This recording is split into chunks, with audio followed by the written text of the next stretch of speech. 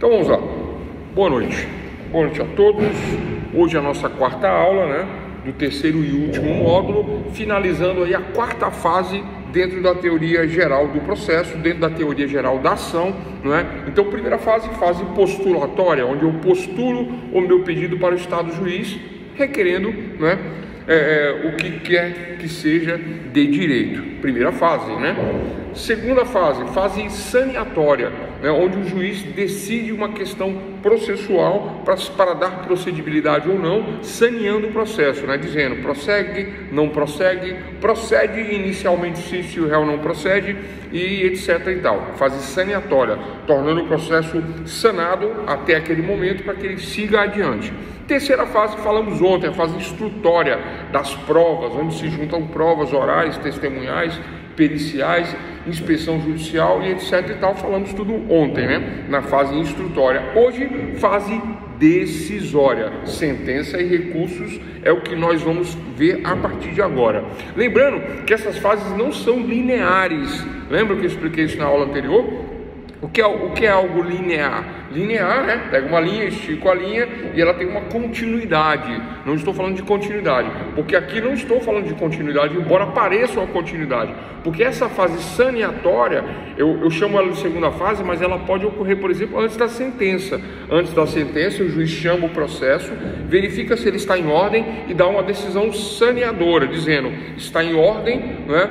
Então, suba agora para a decisão, né? Conclusos, concluo que está em ordem, suba concluso para a decisão, para a conclusão final, né? Dando a sentença, portanto, julgando a coisa julgada, né? Se houver sentença, né, de coisa julgada, com trânsito e julgado, aí encerra-se tudo. Se houver um recurso por inconformismo da parte que sucumbiu, aí ele continua em um segundo grau de jurisdição.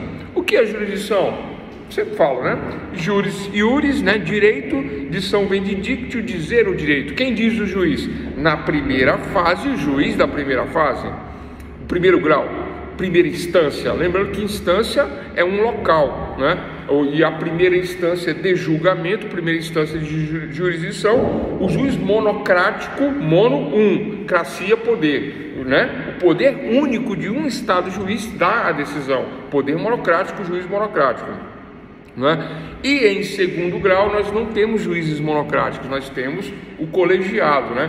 3, 4 juízes, que nós chamamos de turma recursal, né, para segundo grau e turma recursal para terceiro grau, e assim temos aí os andamentos, né, em outras instâncias, em outros locais onde se diz o direito, em outras jurisdições. Tema da aula de hoje, então, sentença e coisa julgada. Nós vamos falar um pouquinho de sentença. Agora, passada a instrução e julgamento de ontem, dentro da fase instrutória, nós vamos então agora para a decisão, né? Aí, por isso que eu falo da questão saneadora. O juiz verifica o processo, analisa o processo, analisa para ver se houve todas as manifestações, para não ferir o princípio da ampla defesa e do contraditório. Ele analisa, né? Verifica se houve, né, a contestação da inicial, a réplica dentro da contestação, a tréplica da réplica. Aí verifica a fase instrutória com a juntada de provas, né? Provas orais, provas testemunhais, provas periciais, as documentais que vão na inicial, juntamente com aquelas requeridas ao longo do processo, né? Se houve impugnação de uma prova ou outra, se não houve impugnação e aí a prova foi tida como verdadeira, aí a prova foi tida como nula, não dá para entender, né? Espera aí, pessoal, vamos resolver essa questão. Voltou a travar? Dá uma atualizada aí, por gentileza, aí no sistema de vocês, teclando F5, por gentileza, porque teclando F5 atualiza aí, né? A não ser que todo mundo esteja nessa situação. Voltou? A não ser que todo mundo esteja nessa situação, aí a gente reinicia aqui novamente. Se não, né, eu vou falando aqui e depois eu volto de novo o tópico, tá? Porque às vezes o problema é só de uma pessoa, né? Aí não é aqui, entende? Pode ser que seja isso, né? É isso, né? Mas a gente volta o conceito, não tem problema nenhum. Então, não é repetido, mas temos 4 fases dentro de um contexto geral processual, né? Dentro da teoria geral do processo. Na fase instrutória de ontem, que nós trabalhamos o conceito, nós falamos da teoria geral das provas dentro da teoria geral do processo, né? Já que aqui nós trabalhamos a teoria geral, os conceitos de maneira geral. E o conceito de sentença? Qual é o conceito de sentença? Vamos falar do conceito de sentença? O que é a sentença, tá? E como se produz uma sentença? Como o juiz faz a sentença? Tá? Vou deixar bem marcado, bem claro, os 3 momentos, né? Os 3 atos da sentença, que é o relatório, né? O relatório, a motivação e o dispositivo final, né? Como se faz uma sentença, bem simplesinho, né? Para quem vai fazer magistratura aí, para quem vai fazer concurso para juiz, é bom essa parte, né? Porque isso cai na prova. Você faz uma prova objetiva igual a da OAB, passou, vai para a segunda fase, que é uma fase subjetiva, escrita, expressa. Essa segunda fase subjetiva, escrita, expressa, é justamente para poder fazer uma sentença, né? Tem que saber fazer a sentença. Eles dão um caso e você tem que fazer uma sentença, né? E eu vou explicar isso agora, né? E depois vem uma fase oral, uma terceira fase. Fora outras coisas que tem na magistratura, mas basicamente é isso. Então vamos lá, pessoal. Conceito de sentença. Anotem aí. Uma vez procurada pelas partes para compor litígios, quem é procurada pelas partes para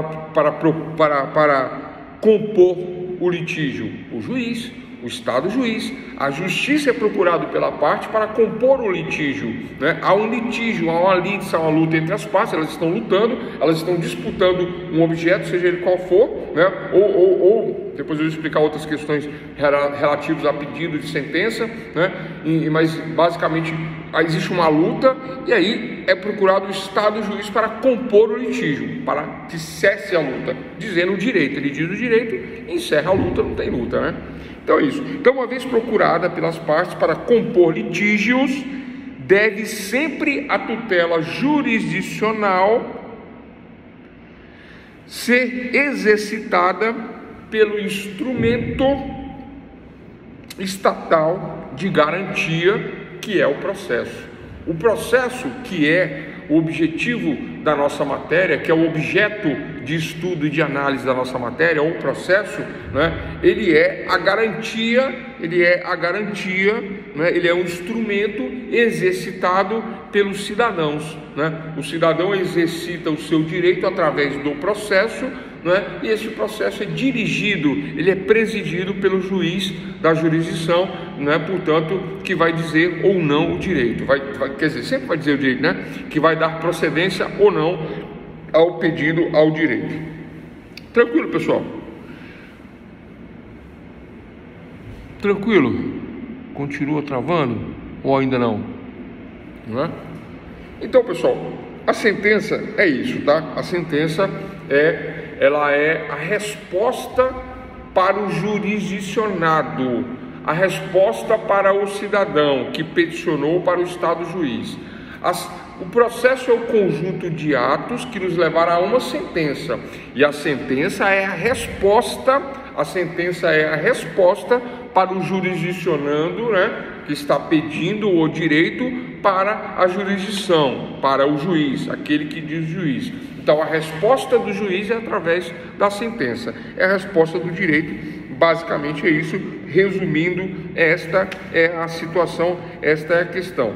Tranquilo, pessoal? Não tem muita dificuldade de compreender esse conceito, né? Expliquei da forma mais simples e mais tranquila possível. Bom, esse é o primeiro momento, esse é o conceito. Segundo momento, requisitos formais da sentença. Agora sim, anotem aí, requisitos formais da sentença. Então, dentro dos requisitos formais da sentença, e é isso que o concurso cobra, é isso que a OAB talvez, né, não cobre em teoria geral do processo? Acho que sim, né? Mas no geral o concurso é que vai cobrar isso, né? Os requisitos formais da sentença. Quais são os requisitos formais da sentença? O que uma sentença deve conter, o que uma sentença contém, não é? Para que seja considerada uma sentença formal, uma sentença, vamos dizer assim, perfeita, com todos os seus requisitos. Então, tema: quais são os requisitos da sentença, não é? Então, os requisitos da sentença são: número 1, relatório. Então, requisito número 1 da sentença, relatório. Requisito número 2 da sentença, fundamentação. Requisito número 3 da sentença, dispositivo, né? Então, vou repetir.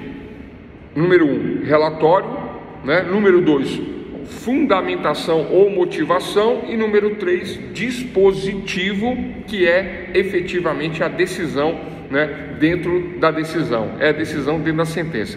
Então a sentença é composta por relatório, fundamentação e parte dispositiva, que é a decisão ao final aí, né? Dentro desses 3 requisitos da sentença. Tranquilo, pessoal? O que é o relatório, né? Já estou dizendo aqui o que é a sentença, o que é o relatório, né?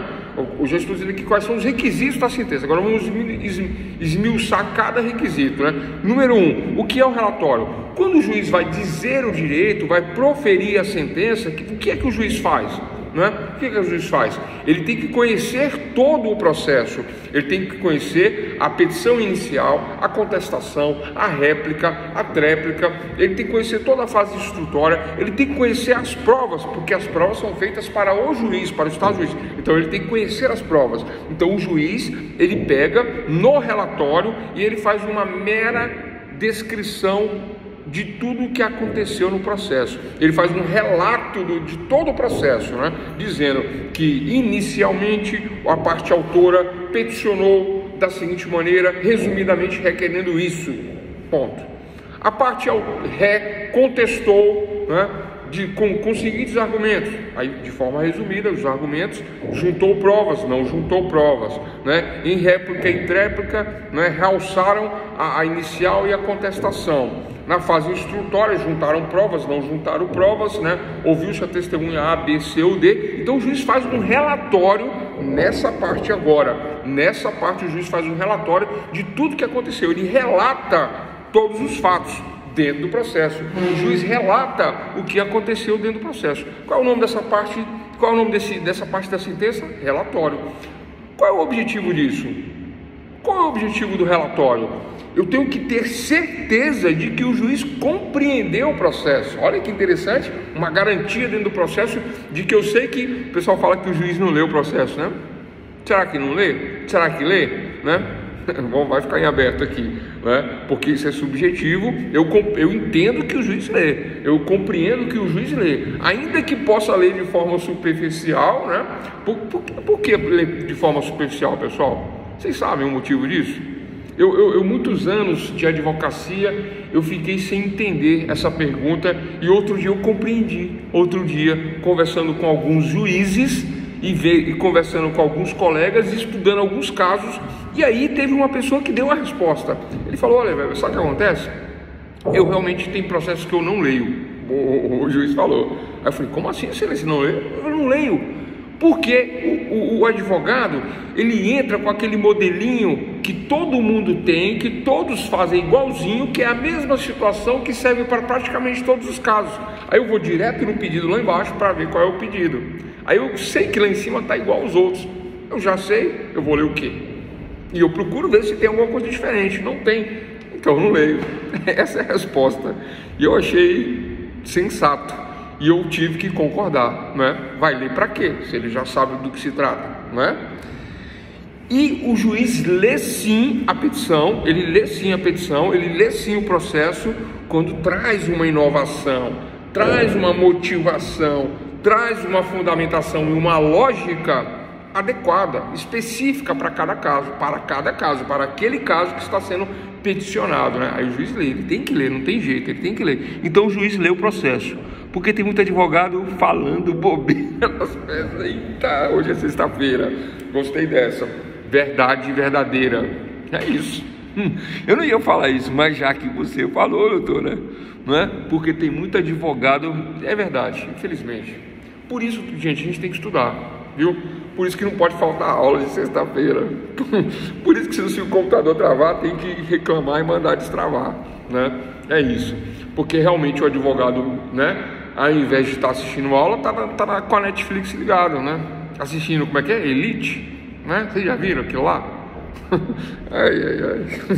Hoje é dia, né? Mas eu só posso contar piada depois das 10. E só pode falar palavrão depois das 10 também. Agora não pode não. Então, voltando aqui à sentença, né? Então, os 3 requisitos da sentença, primeiro é o relatório. O juiz, ele relata dizendo, né? Em síntese, sucintamente, vem relatar que o autor peticiona da seguinte maneira, e o réu contesta assim, juntam-se tais provas, analisa-se tais requisitos, ponto, relatório, feito o relatório. Depois eu vou mostrar como contestar o relatório lá na frente, mas por enquanto o relatório é esse. Compreendem o relatório? Eu tenho a garantia, eu tenho a certeza de que o juiz sabe o que está no processo pelo relatório, através do relatório. Tranquilo? O pessoal critica os advogados, mas tem juiz que pode errar no relatório. É raro errar no relatório, mas erra, né? Tranquilo, pessoal? Por que erra? Porque errar é humano, né? Por isso que tem um recurso, porque os juízes são humanos, senão, né? Era um software que fazia isso. O software está vindo aí, o ChatGPT e a inteligência artificial dizem que querem substituir os juízes e os advogados, mas eu não acho que isso é possível não, por enquanto não. Vamos lá. Segundo o requisito da sentença, anotem aí. Qual que é o segundo? Primeiro, relatório. Segundo, fundamentação ou motivação. Toda decisão judicial deve ser fundamentada. Artigo 93 da Constituição Federal. Não me recordo do inciso aqui qual que é, mas lá fala que toda decisão judicial ou administrativa deve ser fundamentada. E qual é o fundamento? Qual é a base? Qual é a base da decisão, né? Eu fiz um relatório para dizer que eu li, para dizer que eu compreendi, para dizer que eu estou apto a julgar, para dizer que eu sei o conteúdo do pedido, da contestação, da matéria, e aí eu faço um relatório. Agora, no fundamento, baseado no que eu li, do que eu vi, né? Não é uma interpretação, tá? Essa história de ir para o judiciário pedir a opinião do juiz é algo que não corresponde com a realidade processual. Eu vou ao judiciário não para pedir uma opinião, mas eu vou ao judiciário para aplicação da lei. E aqui na fundamentação o juiz vai dizer qual é o direito. Dai-me os fatos e te darei o direito. Não é assim que o juiz disse através do brocardo, né? Dai-me fatos e te darei o direito. É assim que funciona a nossa justiça. Então eu dou os fatos e o juiz diz que compreendeu através do relatório. E agora na fundamentação ele diz: estes fatos se aplicam este direito. E aí é a fundamentação. Aí o juiz vem e diz qual é o direito, não é? Olha que interessante, né? Aplica o dispositivo tal da lei tal. Vamos supor que é um caso de divórcio, né? Lei de divórcio, ou a legislação, os artigos que falam sobre o divórcio que estão lá previstos no Código Civil. Então o juiz vem e faz a fundamentação legal daquilo que ele viu, né, lá na narrativa e nas evidências dentro do processo. Agora ele fundamenta dizendo que a lei atende a estes fatos dessa forma. Então é a fundamentação. O juiz analisará os motivos de fato e de direito que justificarão a sua conclusão, né? Agora na motivação. Então ele vai, né, de uma forma lógica, de uma forma organizada, baseado na norma, na lei, né? Ele pode juntar também jurisprudência, né? Outros magistrados da região tal, decidiram casos semelhantes de acordo com esta jurisprudência. Juris, iuris, direito. Prudência, prudente, cautela. Então, por cautela, por prudência, aquele colega, aquele, vários colegas aplicaram o direito dessa maneira. Então, eu também aplico de acordo com esta jurisprudência, também dessa maneira. Por prudência, por cautela, todos decidiram assim, eu também decido assim. Então, de análise dos fatos, análise do direito, jurisprudência, e aí eu dou a sentença nesta fundamentação, né? Digo o motivo, a motivação legal, a modificação lógica daquilo que eu vi no processo, agora na fundamentação. Tranquilo, pessoal? Fundamentação. O juiz erra na fundamentação? Pode errar, difícil errar, é mais fácil errar no relatório do que na fundamentação. Como que erra no relatório? Quando não diz o que tinha que dizer. Quando deixa de dizer algo que o autor ou o réu falou e o juiz quis resumir muito e aí resumiu, ficou de fora do relatório. Aí fica parecendo que o juiz não leu o processo ou não viu determinada questão. E que era uma questão fundamental, importante para a decisão final, para a terceira fase agora da sentença. E o juiz não colocou no relatório. Isso causa um motivo de recurso caso eu venha perder aí caso eu venha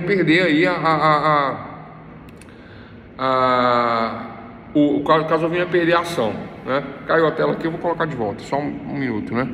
Então é isso, né? Tranquilo? Segunda fase? Primeira fase, relatório. Segunda fase, fundamentação. Joia? Vamos entrar agora, portanto, na terceira fase. Vai voltar a tela aí, só mais um segundo, né? Terceira fase. Alguma dúvida sobre isso? Tranquilo, né? Então vamos lá. Voltou. Então, vamos lá. Então, dentro da sentença, relatório, fundamentação ou motivação, e agora, por último, terceiro requisito da sentença. Anotem aí, qual é o terceiro requisito da sentença? Dispositivo ou decisão. Então vamos lá, relatório, fundamentação, dispositivo. Dispositivo é a decisão. Professor, como é que funciona isso aí, né? A decisão da decisão, a decisão dentro da decisão, a decisão dentro da sentença, isso, a decisão dentro da sentença. Mas a sentença já não é a decisão? Eu chamo de decisão, mas sentença é sentença. A sentença completa tem 3 requisitos: relatório, fundamentação e agora a dispositiva, que é a decisão. Então, na decisão, agora, na terceira fase da sentença, vamos chamar de fase, né? Na terceira fase da sentença, é agora que o juiz diz se procede ou se improcede, ou procede parcialmente, né? Parcialmente, ganhou em parte, perdeu em parte. Pediu isso, mas ganhou só metade do que pediu, porque procede em parte e improcede em parte, né? De acordo com o relatório, de acordo com a fundamentação. Agora, no dispositivo, eu dizendo direito, eu digo isso e dou a sentença, e decido agora na parte dispositiva. Então, o dispositivo é a conclusão do raciocínio lógico. A decisão propriamente dita vem agora, nessa terceira fase da sentença. A sentença completa com 3 fases: relatório, fundamentação e decisão, que é a terceira fase da sentença. E fechamos aí a sentença. Só para continuar essa parte dispositiva, né? A ausência de dispositivo é motivo de inexistência de sentença. Como assim, professor? O juiz fez um relatório, fez a fundamentação, e na fundamentação ele diz que tem direito ou diz que não tem direito, mas esqueceu de deixar claro a parte dispositiva. Tem que deixar claro? Tem que deixar claro. Tem que deixar separadinho? Tem que deixar separadinho. Posso fazer uma redação única? Não pode. Não pode. Tem que deixar claro. Se não tiver claro, pode causar nulidade da sentença. O juiz tem que ser claro nessa forma, porque o processo ele é formal, pessoal. Não tem informalidade, né? Eu não estou comprando um picolé na praia. Não é isso, né? Existem requisitos formais que devem ser cumpridos à risca. Então, essa questão da formalidade, o lado que perdeu, ele vai usar isso a favor dele. Eu falei, olha, o juiz deu uma sentença, mas juntou tudo. Eu não sei onde começa e termina o relatório, eu não sei onde começa e termina a motivação, a fundamentação, e a parte dispositiva ficou embolado lá, na situação lá. Aí isso dá margem a um recurso. Qual é o recurso? Primeiro tem, antes de subir para o segundo grau, se eu somente não estou entendendo a sentença, é isso que eu ia falar, julgar procedente ou imprecedente no dispositivo. Se eu somente não estou compreendendo a sentença, ótimo, maravilha. Por isso que eu fui devagar, para que vocês pudessem responder. Obrigado, doutora Larissa. Embargos de declaração. Eu não compreendi a sentença. Ela está obscura. Ela está inteligível. Eu não compreendo a sentença. O juiz acertou, mas ele fez ele fez algo que não e a sentença tem que ser clara, né? Ah, professor, mas não é porque era muito técnico e você não conhecia a técnica? Pode até ser, mas, né? Mas a formalidade, a forma, ela traz uma clareza na sentença. Por mais complexa que seja, traz uma clareza, né? Quem milita na área penal, né, traz uma hermenêutica, traz uma interpretação sistemática da norma, né? Qual é a interpretação sistemática da norma? Nós já falamos disso. A interpretação sistemática da norma, ela verifica um sistema penal completo, complexo, com vários várias legislações para se trabalhar a pena. E o sistema trifásico de pena no nosso país, né, ainda complica mais ainda na hora de se fazer a sentença. E aí o advogado que não é da área pode não compreender que uma pena, por exemplo, relacionada ao tráfico de entorpecentes, né, começa falando da Lei 11.343 de 2006, que é uma legislação especial, e pelo princípio da especialidade que está esculpido no artigo 12 do Código Penal, ele diz que a lei especial, né, se sobrepõe à lei geral. Então eu trabalho a Lei 11.343 e digo qual é o direito material e o processual também, mas na hora de aplicar a pena eu vou lá para o artigo 12 e digo que eu aplico a 11.343, mas na hora da sentença eu aplico o artigo 59, que são as circunstâncias do delito, que não é da lei 11.000, não é da especial, é da geral.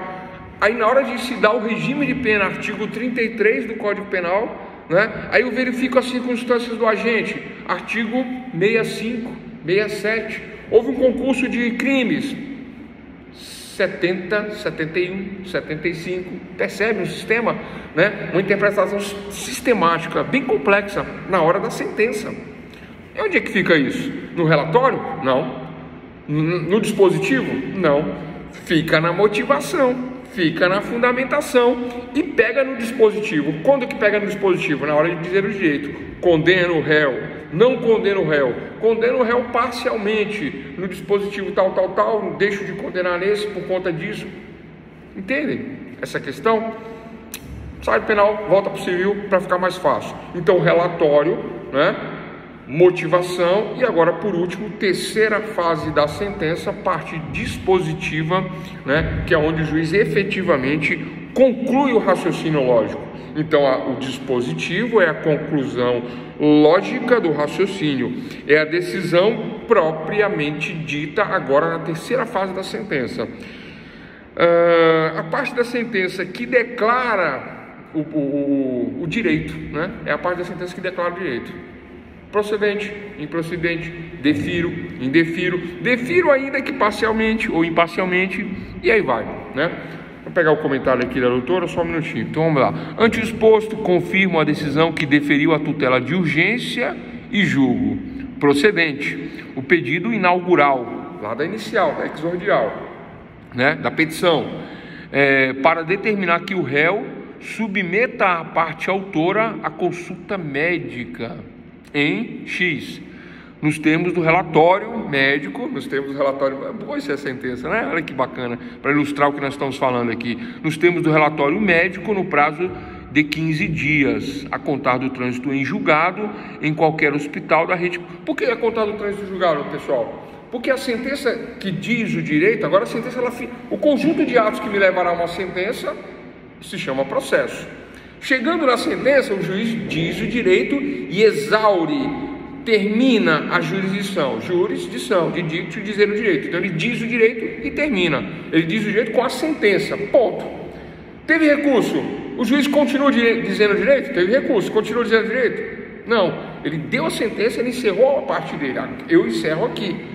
Se tiver recurso e você não estiver satisfeito, conformado, inconformado, aí quem vai julgar é a segunda instância, mas a minha parte se exaure aqui, termina aqui. Vou continuar lendo aqui, vamos lá, né? Então, nos termos do relatório, a contar do trânsito em julgado, né? Por isso que eu falo do trânsito julgado, né? Então, por que a contar do trânsito julgado? Ele defere, ponto, e aí espera o prazo do recurso, aí o outro lado não recorre. Aí, trânsito, pessoal, o que é trânsito? Vocês sabem o que é trânsito? A palavra, né? O que transita? O que é que tramita? O que é que se move dentro dos processos para que tenha um trânsito? Os atos processuais. Qual é o ato processual inicial? Petição inicial, ato processual número 1, número 2, número 3, 4, aí vem contestação, réplica, quer dizer, petição inicial é o primeiro ato. O recebimento do juiz ou não é o segundo ato, né? No despacho saneador. Aí manda citar terceiro ato. A contestação já é o quarto ato. Então esse conjunto de atos que vai me levar a uma sentença, eles movimentam o processo. Chegando ao final, trânsito final. Ponto. Qual é o trânsito final? Sentença. Trânsito final. Trânsito em julgado? Sem recurso, trânsito em julgado. Acabou. com recurso, continua tramitando, agora em segundo grau. Vamos transitar agora em segundo grau. Não cabe mais recurso. Eu não tinha lido até o final. Em qualquer conveniada, tal, para sob pena. É isso. Não cabendo mais recurso, não havendo mais recurso, transitou em julgado. É que também às vezes ocorre da pessoa não recorrer, né? O outro lado não recorrer. A parte que não recorreu, né? Deixar certificar com o trânsito julgado, encerra-se também o processo. Compreendido? Né? Ou como muito bem dito pela doutora, né? Trânsito em julgado que não cabe mais recursos, né? Então eu recorri da decisão de primeiro grau, aí transitou, agora vem transitar no segundo grau, transita até o final, nova sentença, né? Aí eu recorro dessa nova sentença e vai para o terceiro grau. Essa nova sentença que eles chamam de acórdão, né?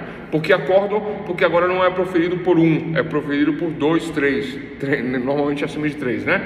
Por três ou mais, pelo colegiado em segundo grau. Então agora essa sentença de segundo grau que eu chamo de acórdão, que é uma sentença, né? Eu posso recorrer. Aí vai transitar agora no terceiro grau. Quando chegar lá no final, não cabe mais recurso, trânsito e julgado. Finalizou, não tem para onde correr mais, não tem para onde recorrer mais. Então é isso, pessoal, o dispositivo da sentença dentro da sentença. Sentença não está clara, o advogado entendeu, mas não entendeu.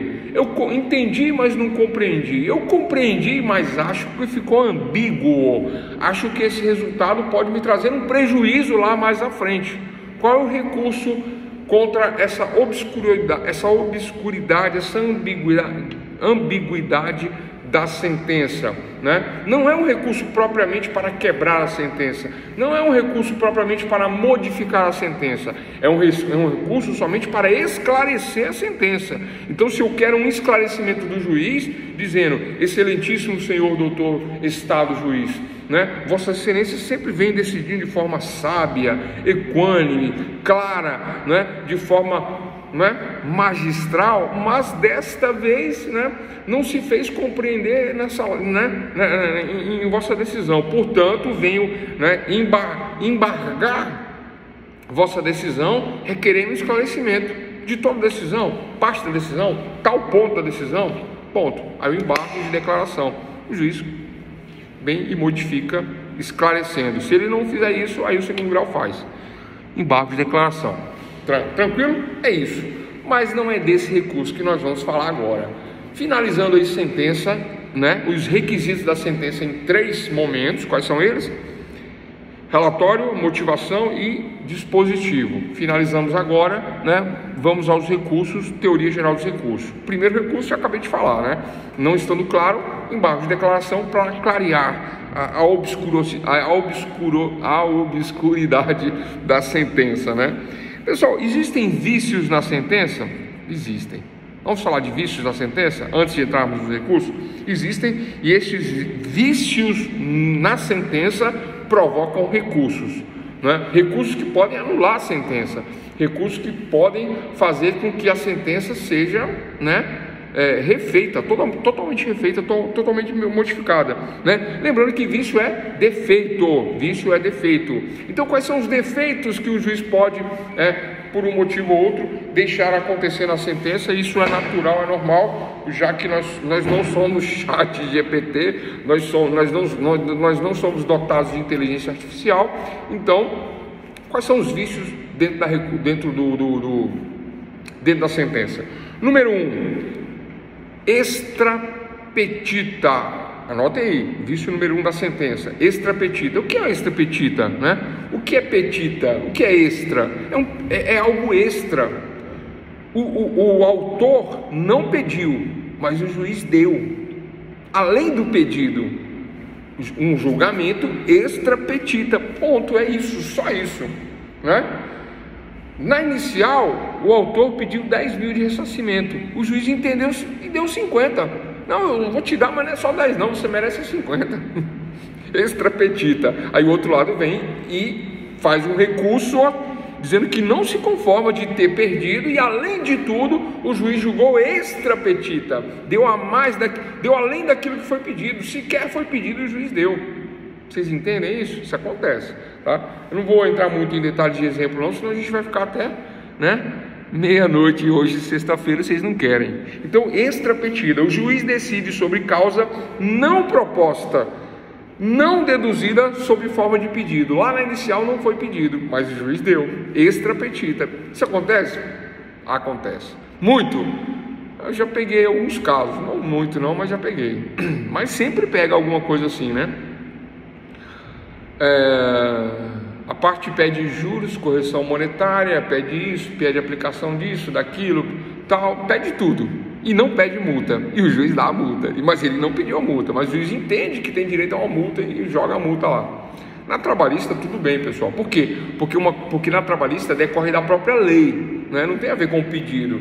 Independente, o juiz, ele dá-me os fatos e te darem o direito. Então o juiz dá o direito na trabalhista.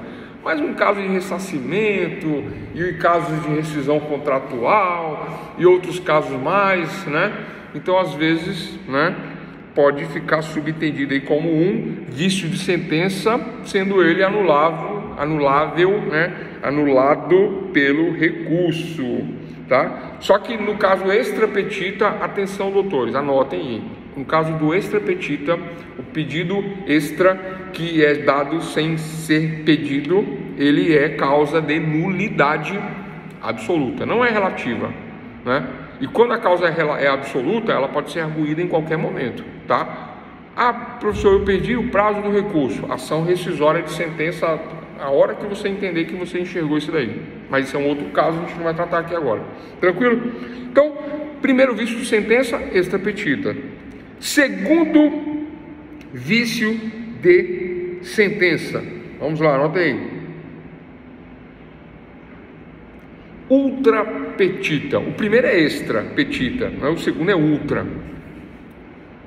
Na ultrapetita, o juiz ele decide além do que foi pedido. Olha só, na extra, o extra ele não existe e o juiz dá. Não pediu, mas o juiz dá. É extra, é um extra, ganhou um extra. Não pediu e ganhou um extra, extrapetita.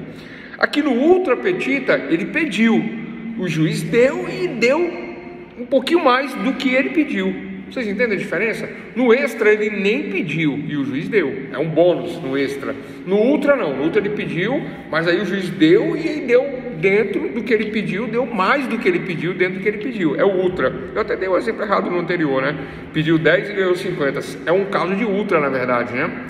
É um caso de ultrapetita, né? O juiz decide sobre a causa, o juiz decide além do que foi formulado nos autos. Ele fez um pedido, o juiz deu, mas deu além, deu aquilo, mas além. Extrapolando sua função no processo, né? Tal julgamento, o pedido do autor foi objeto de análise, mas o sentenciante, o juiz, ele vai além da sua função e extrapola. Ele inclui no julgamento, né? Ele inclui no julgamento algo a mais, ultrapetita. Tranquilo, pessoal? E último caso de vício de sentença. Vamos lá. Citrapetita. Citra, C-I-T-R-A, citrapetita. Significa que o julgamento é menos aquém do que solicitado pelo autor, deixando o juiz de analisar parte do pedido. Tem vários pedidos, ou tem um pedido complexo, né? Aí o juiz, ele deixa na sentença, ele faz o relatório, faz a motivação, na decisão, na parte dispositiva, na parte decisória, ele deixa de... Não é que ele indefere ou defere, não, ele simplesmente ele não fala sobre isso. Citra, C-I-T-R-A, citrapetita, ele simplesmente não fala, passa desapercebido, passa batido, passa em branco, passa de forma lacunosa.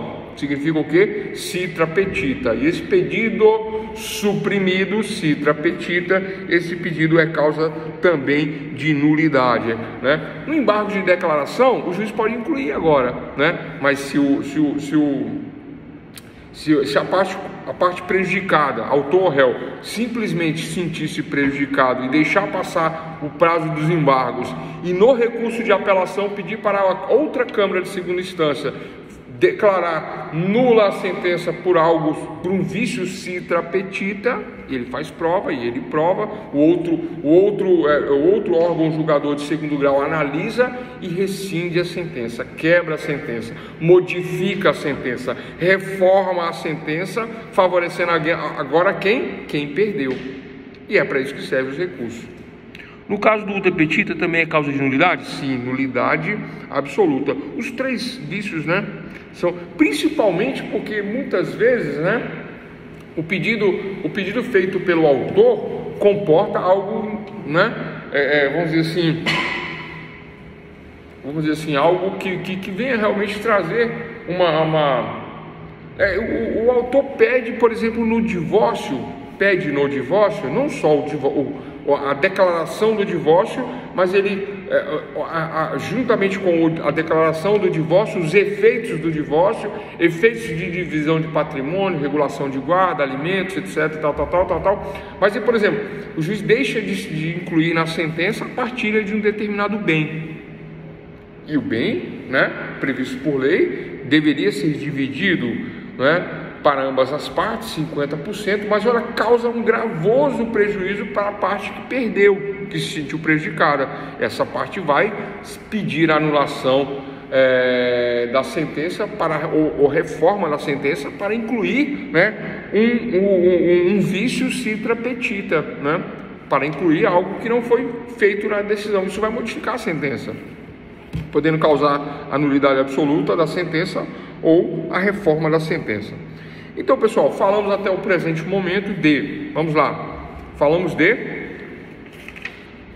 da quarta fase da teoria geral do processo, que é a fase decisória. Estamos falando da fase decisória. Falamos do conceito de sentença, conceito de coisa julgada, falamos dos requisitos formais da sentença, que são 3: relatório, fundamentação ou motivação e parte dispositiva, que é a decisão propriamente dita dentro da sentença. Falamos da importância disso, de que as fases têm que ser claras, definidas, por conta da questão formal do direito processual, por conta da forma, do rigor da forma, para dar compreensão, né, a quem está recebendo aí o direito e para quem perdeu, né, ter a clareza também para poder recorrer ou não em caso de insatisfação, em caso de sucumbir, né, em caso de sucumbência. Então falamos disso, falamos dessas questões, né, e falamos, né, detalhadamente sobre relatório, fundamentação, dispositivo e agora vícios da sentença, 3 vícios, né, extra petita, ultra petita e citra petita. Tranquilo? Bom, vamos lá. Vamos fechar aqui. Olha só, eu vou falar agora, pessoal, eu vou classificar as sentenças em 2 tipos, tá? 2 tipos. Vamos lá?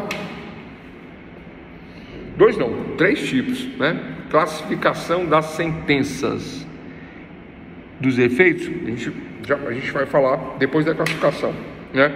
Mas vamos falar agora de classificação da sentença. Quais são os tipos de sentença que eu tenho, né?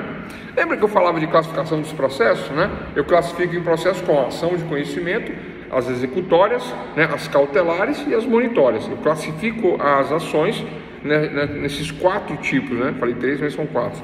Aqui nas sentenças eu classifico as sentenças em 3 tipos, né? Primeiro tipo de sentença, meramente declaratória. Número 1, primeiro tipo de sentença. Então a pergunta vai ser assim, né? De acordo com a teoria da classificação das sentenças pela natureza do provimento jurisdicional, entenderam? É o que nós estamos falando. Vou repetir. De acordo com a teoria da classificação das sentenças, só isso, classificação da sentença. O resto é só para encher a linguiça, para ela ficar bonitinha, gordinha, né? Vou repetir. De acordo com a classificação das sentenças pela natureza do provimento jurisdicional. Qual é o provimento jurisdicional? O que o juiz vai dar como direito. Então, de acordo com essa teoria da classificação da sentença, letra A, sentença meramente declaratória, meramente declaratória, a sentença que declara um direito. Por exemplo, divórcio. Excelentíssimo senhor do Estado Juiz de Direito, de uma das varas de família da região administrativa de Planaltina do Distrito Federal. Excelentíssimo senhor doutor Juiz de Direito da comarca do Rio de Janeiro, do Estado do Rio de Janeiro. Excelentíssimo senhor doutor Juiz de Direito da comarca de São Paulo, do Estado de São Paulo. Venho respeitosamente, presidente de Vossa Excelência, autor, ação de divórcio em face da divorcianda. Causa de pedido, pedido imediato, receba, pedido imediato, recebido, intermedie, intermediano, profira a sentença. Qual a sentença? Meramente declaratória. Não temos bens, não temos filhos, não temos nada, meramente declarar o divórcio, efeito meramente declarativo. Olha, expliquei o conceito com exemplo, O autor pede ao judiciário que estabeleça a existência ou não de uma relação jurídica. Qual era a relação jurídica? O status quo anterior. Casados. E agora eu quero que seja declarado o divórcio. Então, divorciados. Meramente declaratória. Somente para declarar o divórcio. O juiz declara o divórcio. Vamos aos efeitos da sentença e depois eu volto. O principal efeito da sentença, sob análise meramente processual, é distinguir o processo. Eu não concordo com esse conceito, não. Mas aí, a sentença terminativa, o efeito formal da sentença terminativa, do ponto de vista processual, por isso que eu estou dizendo que eu não concordo, porque o objetivo da sentença é dizer o direito, mas do ponto de vista processual, anotem isso aí, pessoal, as perguntinhas de concurso são assim, da OAB também é assim, não é o nosso caso aqui, porque aqui não é concurso nem é OAB, tá? Então eu estou explicando a diferença, Então, eles vão perguntar assim, do ponto de vista processual, qual é o efeito da sentença? Terminativa, encerrar o processo, dentro do processo, efeito terminativo, o juiz diz o direito e encerra o processo. Encerra o processo? Encerra aquela fase do processo, Primeira fase, se não houver recurso. Se houver recurso, continua até o trânsito do julgado. Então esse é o primeiro efeito, Efeito terminativo. Nas sentenças terminativas são aquelas que possuem apenas esse efeito formal, da forma processual, por não abordar a questão de mérito da lide. Termina, efeito terminativo. O efeito principal e único é a extinção do processo. Tranquilo? Nas terminativas, nas definitivas, aí analisa-se o mérito. Ficou confuso, Vou repetir. Ficou confuso? Vocês não falam, Eu pergunto e eu mesmo falo. Então vamos lá. Efeitos da sentença. Sabe aquele pedidozinho que eu faço lá na inicial? Excelentíssimo senhor doutor juiz, receba a minha inicial. Aí o juiz analisa e fala, está faltando uma das condições da ação. Não recebo. Terminativa. Termina o processo. Dê a sentença, terminou. Acabou. Efeito terminativo. Terminou. Do ponto de vista formal, da forma, terminou. Acabou o processo. Acabou o processo. Agora não, recebo o processo, ok as condições da ação, mande citar o réu, vamos ver o que ele tem para dizer. Aí ele vem e diz, e aí o processo anda. Aí chega lá no final da sentença, agora a sentença não é terminativa, agora a sentença ela é, qual que é? Bora pessoal, acabamos de falar, agora ela é dispositiva, agora ela é de mérito, Ela não é terminativa, ela é dispositiva de mérito. Agora eu digo o direito, o efeito é dizer o direito, digo qual é o direito, se procedente, se improcedente, no mérito, vou no mérito e trago os efeitos, agora outros efeitos de distinção pós-mérito, se houver trânsito julgado, se não continua. Dispositivo de mérito. Ficou, mas aí desfizemos a confusão, tranquilo, Acho que sim, Mas a gente vai voltar nisso aqui, porque a gente tem que concluir, porque nós temos que concluir lá a classificação das sentenças. Então a primeira classificação é classifica a sentença como meramente declaratória. Então o primeiro tipo de sentença são sentenças meramente declaratórias. Eu trouxe aí como exemplo de meramente declaratória a sentença de um divórcio meramente declaratório, sem repercutir em patrimônio, sem filhos, sem nada, Era o amor, o violão e o cachorro? Não, não tinha nem o violão nem o cachorro para partilhar. Era só o amor. Acabou o amor, sentença meramente declaratória. Declaro divorciados. Quando casa, declaro casados. Quando separa, declaro separados. Separa-se e acabou. Não tem um outro efeito, né? O efeito aí é numérico, né?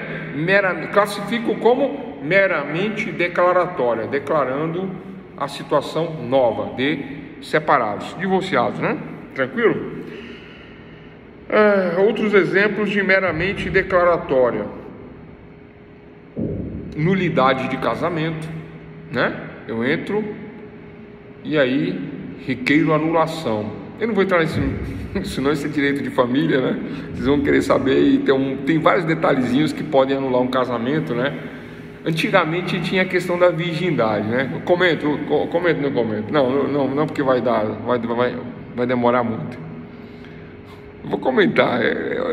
Isso não existe mais. Não vou comentar, não existe, né?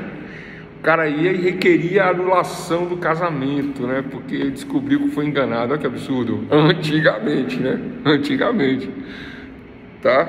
Então, declaratória de nulidade. Ele casava, me se sentia enganado e pedia nulidade. Ai. Bigamia também, professor? Bigamia, né? Bigamia, deixa eu lembrar aqui, porque a bigamia continua lá no Código Penal? Continua. Bigamia dá nulidade, verdade. Boa lembrança. Excelente exemplo, bigamia, né? Tranquilo, vamos pular isso aí. Então, primeira classificação meramente declaratória. Segunda classificação, vamos lá, pessoal. Condenatória, sentenças condenatórias. Segunda classificação, sentenças condenatórias. Vou ler de novo a perguntinha, aquela que mata a gente, porque a gente acha que não sabe, acha que não entendeu, mas vocês sabem, vocês entenderam. Então a pergunta é: do ponto de vista, ou de acordo com a teoria, ou falando sobre a classificação das sentenças pela natureza do provimento jurisdicional, classificação das sentenças pela natureza do provimento jurisdicional. O que é natureza e o que é provimento jurisdicional? Quem provê é o juiz. Qual é a natureza? Declaratória, acabamos de falar.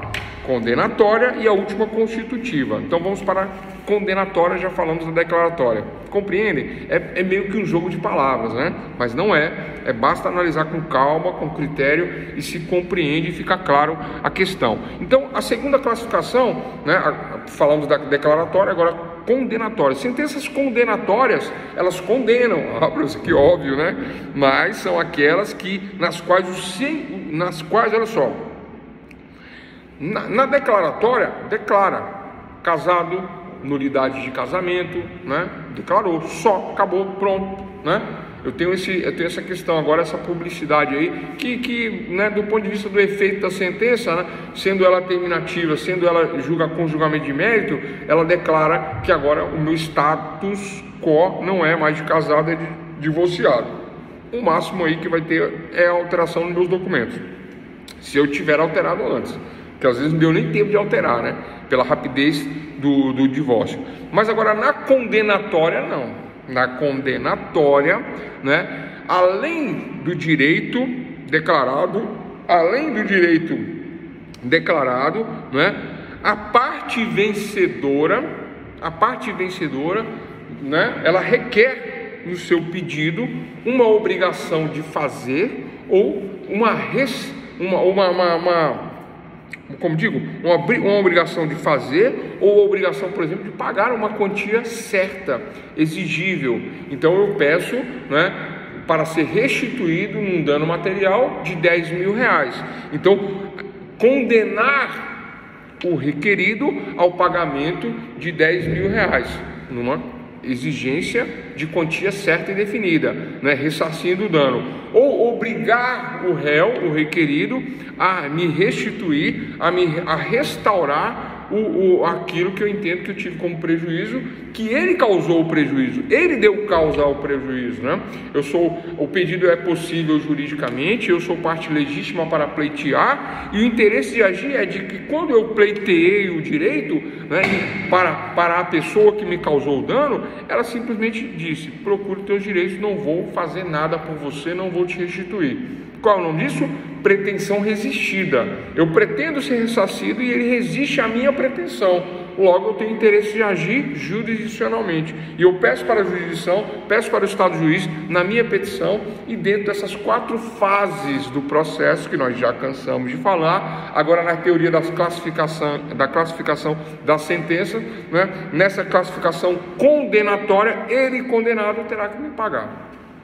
Então, então o juiz profere uma decisão condenando o adverso a uma obrigação de fazer ou não fazer, ou a pagar a quantia certa em dinheiro, ou dar coisa certa ou incerta. Professor, mas complicou de novo. Não complicou não, pessoal, não é? Dar coisa certa ou incerta. Eu arrendei um gado, né? Arrendei um terreno e haviam 100 cabeças de gado, e aí eu trabalhei, ganhei, lucrei. Em determinado período eu teria que devolver o mesmo terreno com as mesmas 100 cabeças de gado. Coisa incerta, né? Eu peguei 100 gados aí, metade era gordinho, metade era magrinho, metade pesava X. É incerto. E quando eu devolver, é 100 cabeças mais dentro dessa situação aí. Um exemplo ruim, né? Quem souber de um melhor aí, me avisa aí. Mas é isso, tá, pessoal? Então, condenatórias, né? As condenatórias, de certa forma, terá uma quantia certa e exigível, com a obrigação de fazer ou não fazer, e de dar ou não dar. Mas dentro da condenatória o juiz determina, essa é a palavra que eu estava procurando aqui agora, né?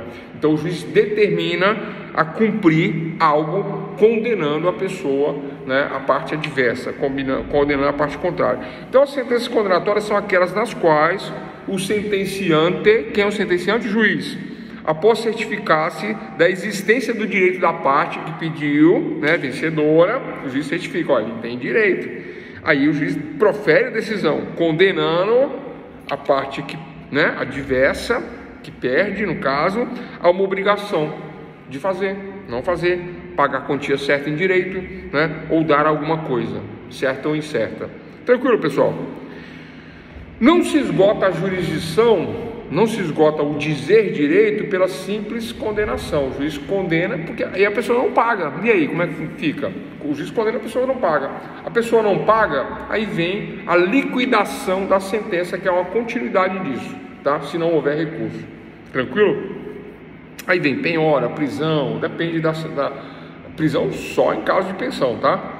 Antigamente tinha também questões aceitas aí para depositar em fiel e outras questões assim, mas dificilmente se concede isso.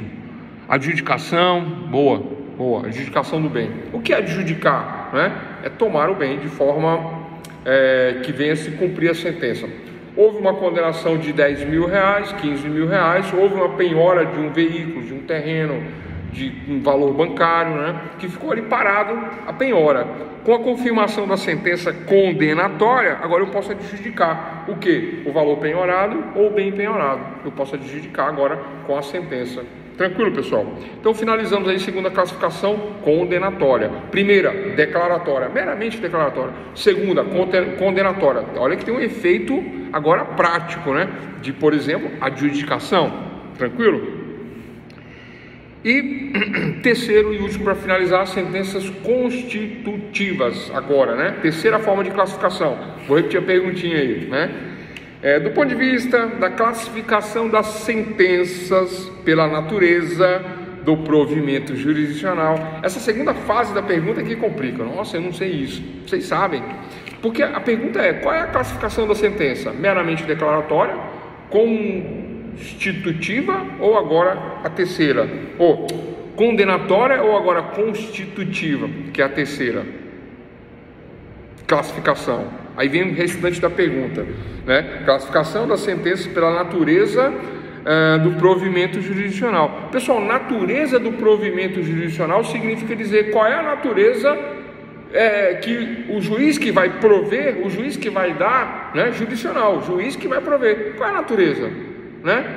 Ele só vai declarar, ele só vai condenar, ele só vai agora, no terceiro momento, constituir. Então, anote aí, sentença constitutiva. Visam a modificação, criação ou extinção de uma relação jurídica pré-existente. Pré-existente. O mesmo exemplo do casamento. Eu sou casado, quero me divorciar. Então, qual a situação pré-existente? Casamento. O que eu quero modificar? Sou casado. O que eu quero ser agora? Divorciado. Pré-existente casamento, sentença constitutiva me constitui agora como divorciado, separado, né? E etc. Isto é direito constitutivo, que parece com o anterior, né? Mas olha só, na condenatória cria-se um direito, na constitutiva já existe um direito e ele se modifica. Qual é o direito? Casado. Qual é a modificação? Divorciado. Na constitutiva, na condenatória, qual é o direito? Não sei. Agora, pela sentença, eu sei. Eu acho que eu tenho direito a 10 mil de ressarcimento de danos. Aí o juiz, pelas provas, pela narrativa, pelas provas, vem e confirma. Relatório, motivação, dispositivo, confirma tudo que ele viu nos autos. E agora ele condena a parte adversária, condena ao pagamento de 10 mil reais a título de ressarcimento de danos. Eu sei que eu tenho direito, mas eu não sei qual é o meu direito. Ação, lá na teoria da classificação das ações, ação de conhecimento. Agora, a teoria da classificação da sentença. Uma sentença, pela natureza da jurisdição, né, me leva a crer que eu vou ser condenado a fazer um pagamento. Vou ser condenado. É um direito conhecido, novo, né? Eu sou condenado. E aí tem as consequências. Na constitutiva, eu tenho um direito já lá, casamento. E eu vou modificar. Quero ser divorciado. Entende? Condenatória, ação de ressarcimento de danos, né? Então eu quero conhecer o direito que eu sei que eu tenho, mas eu não sei qual é. Então eu entro, ganhei, condenou o lado contrário, condenatória, sentença condenatória. Agora não, no divórcio eu sei que eu sou casado, mas agora eu sei que eu quero ser separado. Constitutiva, constitui-se, né, de acordo com o direito pré-existente, modifica o direito. Então, visam a modificação, criação ou extinção de uma relação jurídica pré-existente. Eu falei criação e vocês já pensaram, mas peraí, criação de uma relação jurídica pré-existente. O que pré-existe ao meu divórcio? O casamento. Então eu era casado, agora se cria uma nova situação. Agora eu sou divorciado e ponto final para esta questão das três classificações das sentenças: a sentença meramente declaratória, sentença condenatória e sentença constitutiva, né? Dessa maneira eu classifico em três. Eu acho eu acho simples até a compreensão disso, né? O problema maior são dar os exemplos, né? Porque às vezes pode se confundir. Por exemplo, nas constitutivas, né?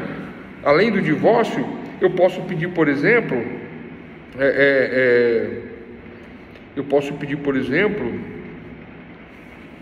tá vendo que é difícil achar os exemplos, né? Mas o divórcio é um caso, separação é outro caso, anulatória de casamento é outro caso, mas até parece, né, nas constitutivas. Por quê? Porque já existe um divórcio, eu quero mudar uma situação pré-existente. Filhos, vou falar de filhos, né? Eu tenho filhos, é uma situação pré-existente, né? Qual é a minha situação? Eu sou casado, eu tenho filhos, vivo com a minha esposa, aí nós nos divorciamos. Situação pré-existente, casamento e filhos. Situação nova, criada, Agora eu vou ter que definir a guarda, eu vou definir alimentos, com quem fica, com quem não fica, modificação. Vocês entendem? Então isso vai constituir uma situação nova, sentença constitutiva, que constitui a guarda, alimentos, etc, e etc e tal. A condenatória não, pessoal. Na condenatória não.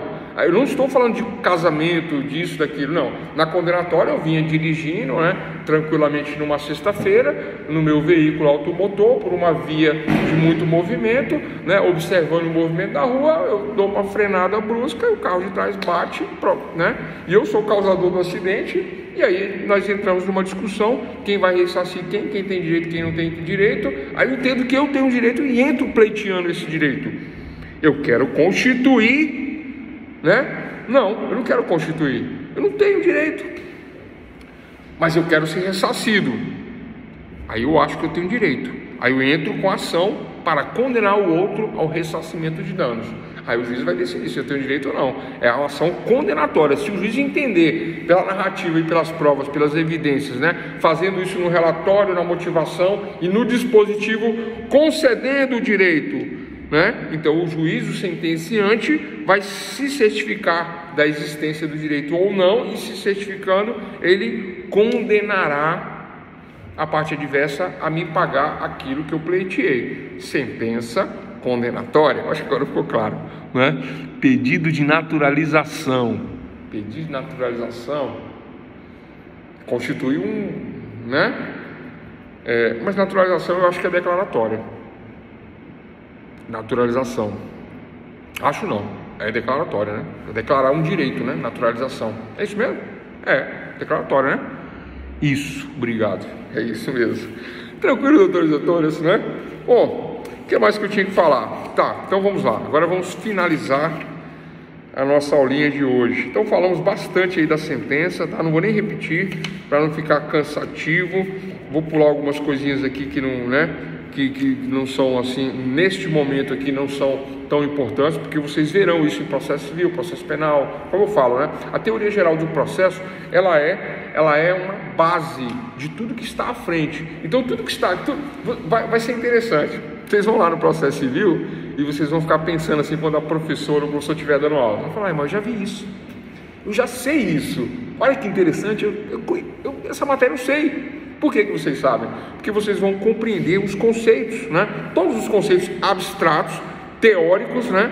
O pessoal fala que na teoria a prática é outra, pode até ser, mas sem a teoria não se conhece a prática, não se pratica, se você não consegue praticar, ainda mais a complexidade do direito, né? Aí o pessoal fala do juridiquês, eu não concordo com isso, né? Senão teria o mediquês, né? Do médico, teria, né, a questão da engenharia. Então, cada profissão tem a sua especificidade técnica, e aí eu estou trabalhando os conceitos técnicos, e aí lá no processo civil, aprofunda-se. Processo penal, aprofunda-se. Processo trabalhista, aprofunda-se. Hoje eu estava lembrando do trabalhista, né? Eu, durante a faculdade, o meu sonho era ser advogado trabalhista. Era o meu sonho, né? Porque eu morava em São Paulo, estudava em São Paulo, e em São Paulo é diferente daqui, né? Lá o pessoal, né, tem aquela característica. Se eu falar de paulista, vocês associam com trabalho, né? Então meu sonho era esse, né? E eu estudava muito direito do trabalho. Estudo até hoje porque eu gosto, né? Mas em 20 anos de profissão, eu acho que eu devo ter pego uma trabalhista, ou duas, ou três. Algumas patronais eu peguei, né?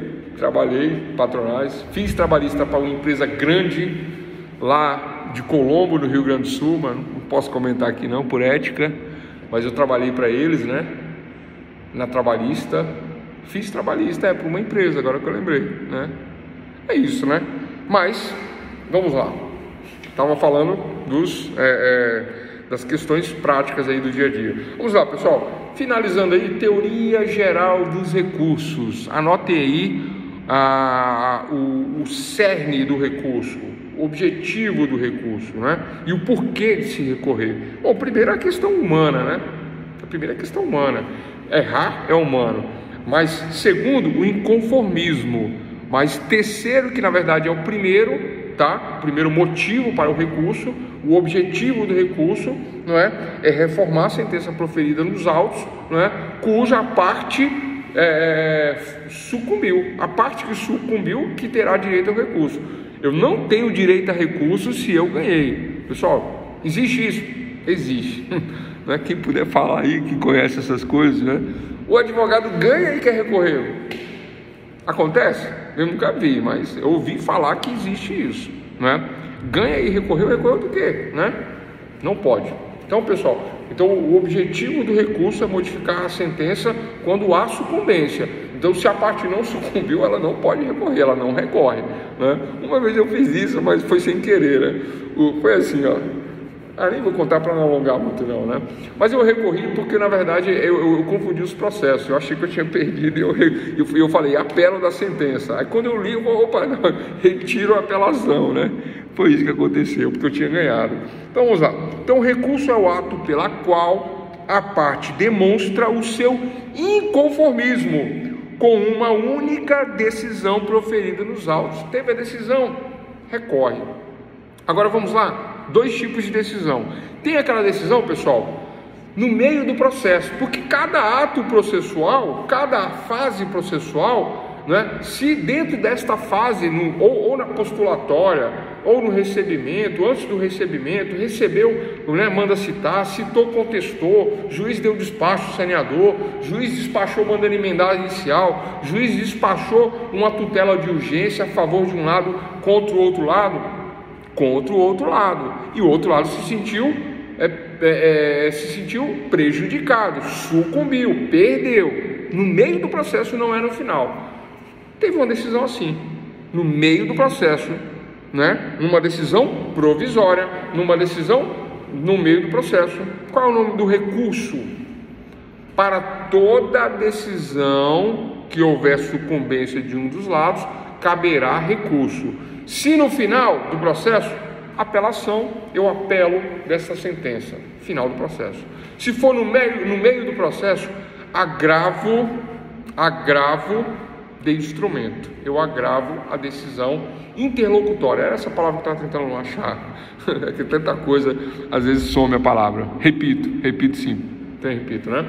Então, se a decisão é interlocutória, agravo de instrumento. Se a decisão é ao final do processo, apelação. Estes são os recursos básicos que nós vamos tratar agora nesses últimos 10 minutos aqui, para encerrar a nossa teoria geral do processo. Então vamos lá. Então, qual é o conceito de recurso? Recurso é o ato pelo qual a parte demonstra seu inconformismo com uma decisão proferida nos autos, postulando a sua reforma ou modificação. Quem perdeu, quem sucumbiu, pede a reforma da sentença ou a modificação da sentença. É a mesma coisa? É a mesma coisa. Reformar e modificar é praticamente a mesma coisa. Vou explicar como isso, mas nós já falamos disso, né? Reforma ou modificação. Então, o conceito, né, do recurso é bem simples, né? Eu me baseio no inconformismo humano. Eu me baseio no momento que o juiz profere a sentença, porque ele pode errar. E tudo que nós estamos fechando aqui no recurso, nós falamos durante a aula inteirinha, onde? Na sentença. O que é a sentença, o trânsito julgado, as fases da sentença, lembra? Relatório, motivação, dispositivo, aí vem os vícios, né? Petita, ultrapetita, citrapetita, aí o juiz comete o vício aí, né? De dar um extra no pedido, né? O cara não pediu, o juiz deu. Vício que anula o processo, vício é defeito, anula o processo. Agora no recurso, por isso que eu deixei para o final o recurso, porque o recurso era o final. O juiz deu a sentença e agora eu falo, olha, excelência, ele nem pediu e você deu. Mas o que está acontecendo? Vocês são amigos, é? Mas não é, pessoal, não é isso não. Pode acontecer, mas nem pediu, excelência.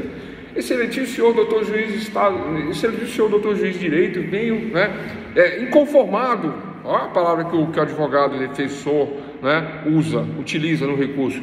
Venho inconformado e resignado, né, com a lavra de Vossa Excelência, né, utilizando-se de vossa sabedoria, né, magnânimo magistrado, sempre justo, correto, coeso em suas decisões, mas desta única vez, Vossa Excelência, né, nos levou ao inconformismo e sucumbimos, né, diante do nosso pedido, do que nós requeremos. Além disso, Vossa Excelência julgou extra petita. Aí eu coloco esse argumento do extra petita no recurso e digo, recorro, né, junto às razões, e peço para que o Tribunal Superior venha reformar, venha modificar a sentença do juiz Acó.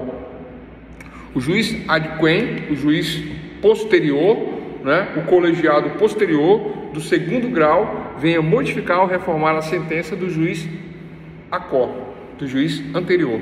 É isso, pessoal. Esses termos são usados, viu, pessoal? Eu sei que não é fácil, não. Vocês verão esses termos novamente em processo civil, processo penal, etc. e tal, né? Principalmente na teoria geral de recursos, que vocês vão ver novamente, acho que no 7º período, né? Não agora, mas é isso. Eu peço a reforma ou a modificação da sentença. Então esse é o conceito. Vou repetir mais uma última vez aí, né? Se quiser eu repito 10 vezes, mas não tem problema. Então o recurso é o ato pelo qual a parte demonstra o seu inconformismo com uma decisão proferida nos autos, postulando a sua reforma ou modificação, mediante a sucumbência. Só quem sucumbiu que recorre. Perceberam agora? Eu falei no começo, expliquei, agora falo novamente, agora vem a compreensão diante da explicação, que o recurso é o ato pelo qual a parte demonstra o seu inconformismo, né, mediante a sua sucumbência. Eu sucumbi, estou inconformado, recorro. Bom, qual a finalidade do recurso, pessoal? Por que existem os recursos? Porque pode haver, porque a certeza da decisão judicial proferida por uma pessoa, né? O Estado juiz não é uma pessoa, eu sempre falo isso, mas na verdade é representado por uma pessoa. E podem ocorrer erros, né? Mas para evitar o erro do judiciário, que o judiciário venha cometer este erro, né? Então está passível de uma revisão em segundo grau, revisão em terceiro grau e assim sucessivamente, né? Até chegar, né, nesse último grau de jurisdição. E o objetivo final do recurso, né? Porque tem o recurso, além do inconformismo, né? Pela sucumbência, pedindo reforma ou modificação, aí tem um outro objetivo aí, tá? O pessoal chama de pacificação social. O que é a pacificação social? A paz na sociedade, a paz mediante o processo, a utilização do instrumento processual, né, pelo cidadão, aquele que detém direitos e obrigações, que tem direitos e obrigações, ele tem este instrumento processual, né, dentro do Estado para pleitear o seu direito que ele se sentiu ofendido e agora declarado constituído,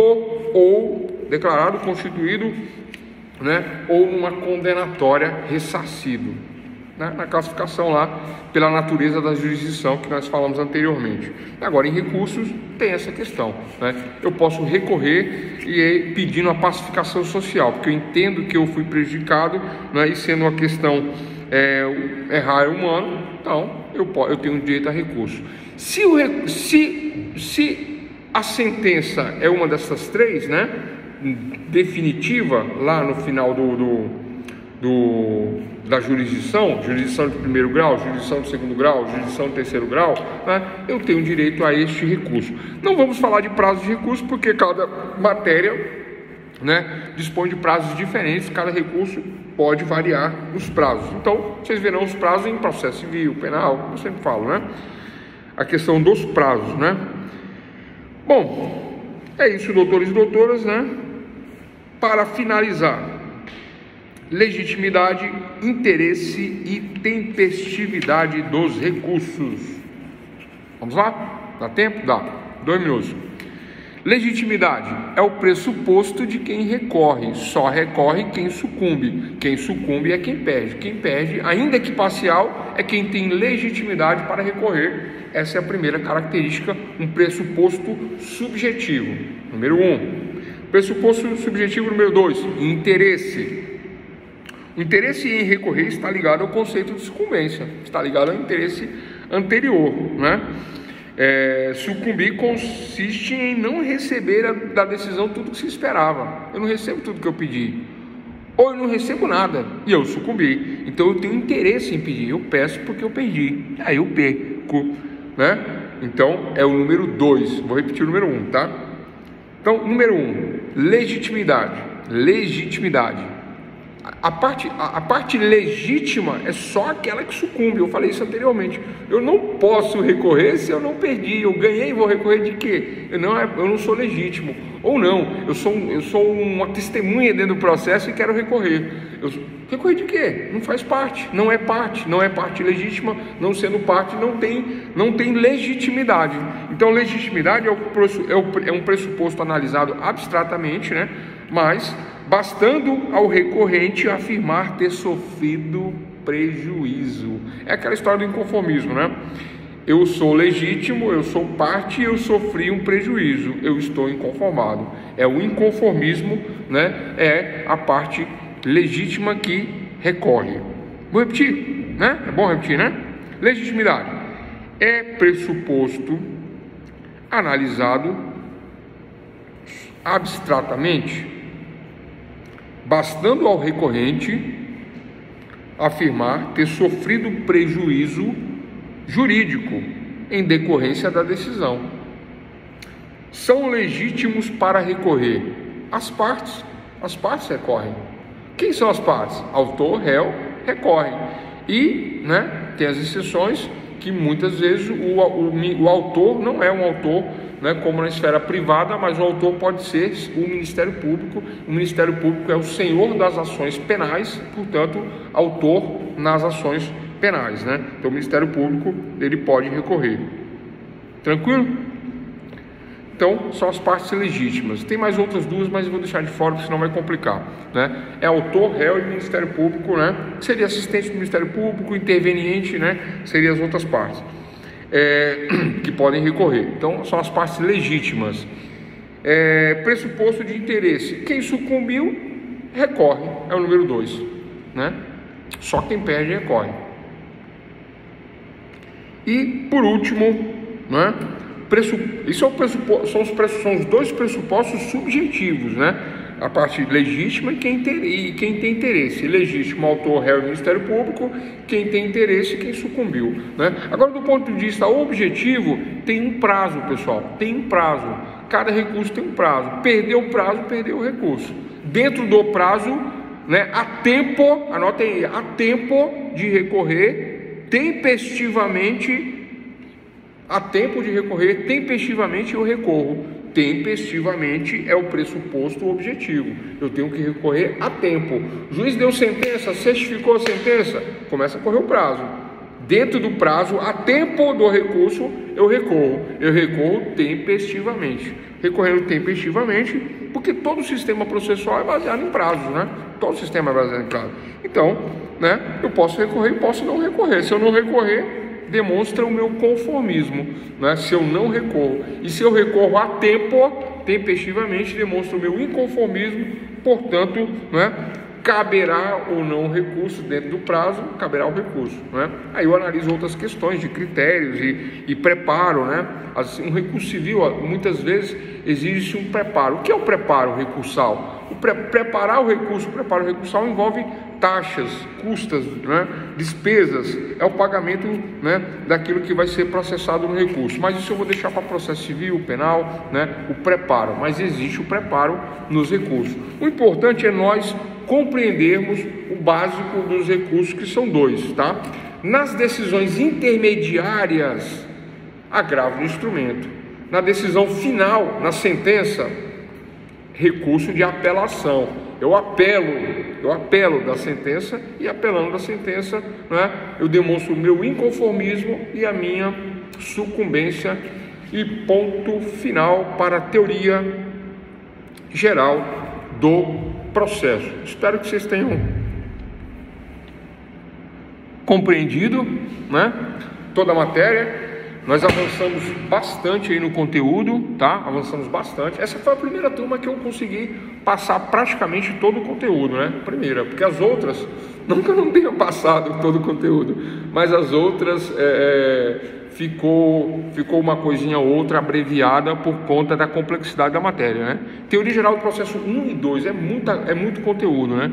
E às vezes vocês reclamam, vocês falam, poxa, mas é muita coisa. Eu até compreendo o que é, tá? Mas haverá um desmembramento disso, né? Em processo civil 1, processo penal, trabalhista, tributário, haverá um clareamento desses conceitos que nós trabalhamos de forma geral aqui.